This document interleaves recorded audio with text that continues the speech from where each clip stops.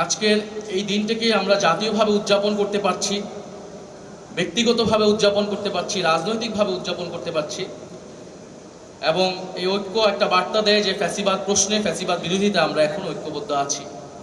আমাদের এই ঐক্য সুদৃঢ় হবে যদি সত্যিকার অর্থে আমরা জবাবদিহিতামূলক গণতন্ত্র প্রতিষ্ঠায় বাংলাদেশ যে লড়াই করেছে সেই বাংলাদেশকে আমরা তৈরি করতে পারি, যেটা রূপকার, যেটা রচিত হয়েছে জুলাই সনদে, গণভোটের গণরায়ে, যেটা জন আকাঙ্ক্ষা প্রতিফলিত হয়েছে। এবং ফ্যাসিবাদের বিচার, যারা গুম করেছে, যারা গণহত্যা চালিয়েছে তাদের বিচার নিষ্পন্ন করা, সংস্কার বাস্তবায়ন করার মধ্য দিয়ে আমরা এই গণ অভ্যুত্থান দিবস এবং শহীদদেরকে তাদের যে ঋণ, সেই ঋণ আমরা কিছুটা হলেও শোধ করতে পারব। আজকের রচনা এবং চিত্রাঙ্কন প্রতিযোগিতায় যারা অংশগ্রহণ করেছে তাদেরকে শুভেচ্ছা জানাই, যারা ভালো করেছে তাদেরকে শুভেচ্ছা জানাই। আমি মনে করি যে জুলাই গণ অভ্যুত্থানকে সামনে এগিয়ে নিয়ে যাবে এই শিশু কিশোররা। কবি সুকান্ত ভট্টাচার্য বলেছিলেন যে নবজাতকের কাছে তিনি প্রতিজ্ঞা করছেন যে বিশ্বকে বাসযোগ্য করে যাবেন। আমাদেরও সে দায়িত্ব। আমরা তরুণ অবস্থায়, বিশ্ববিদ্যালয়ের ছাত্র অবস্থায় আমরা আমাদের দায়িত্ব পালন করেছি।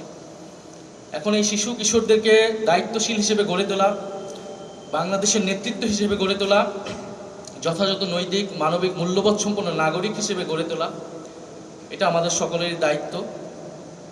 এই শিশু কিশোররাই আগামীতে বাংলাদেশকে নেতৃত্ব দিবে, জুলাই গণ অভ্যুত্থানকে ধারণ করবে। এবং জুলাই গণ অভ্যুত্থান আমাদের সাহিত্যে, আমাদের ইতিহাসে স্বর্ণাক্ষরে লেখা থাকবে।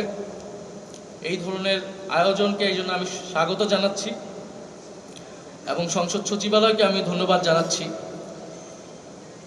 জুলাই গণ অভ্যুত্থান যেহেতু আমাদের একটা জাতীয় দিবস, আমরা জাতীয়ভাবে এটা পালন করছি। আমরা অতীতে দেখেছি যে এই ধরনের জাতীয় দিবসগুলোতে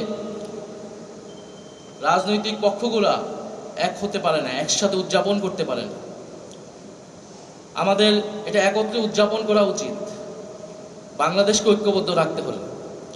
কিন্তু দুঃখের বিষয়, যেহেতু এখানে জাতীয় নেতৃবৃন্দ আছেন, মহামান্য রাষ্ট্রপতি আছেন, আজকেও কিছু বিবৃতিকর ঘটনা ঘটেছে, মহামান্য রাষ্ট্রপতির উপস্থিতিতে ঘটেছে, সেটার জন্য আমরা সবাই বিব্রত। এবং সারা দেশের বিভিন্ন জায়গায়, বিভিন্ন জেলায় আমরা এরকম বিভাজন দেখেছি। তো এটা আমাদের কারোর জন্যই কাম্য নয়। আমরা জাতীয় অনুষ্ঠানে আশা করব যে সার্বজনীনভাবে এই অনুষ্ঠানটা পরিচালনা করা হবে, সার্বজনীন বক্তব্য, সার্বজনীন ইতিহাস সেখানে উপস্থাপন করা হবে, যাতে আমরা সকলেই সেটাকে সমানভাবে অংশীদারিত্ব অনুভব করতে পারি। এবং দিন শেষে তো এই জুলাই গণ অভ্যুত্থান জনগণের, সেই জনগণের কৃতিত্ব যাতে জনগণকে আমরা ফিরিয়ে দিতে পারি।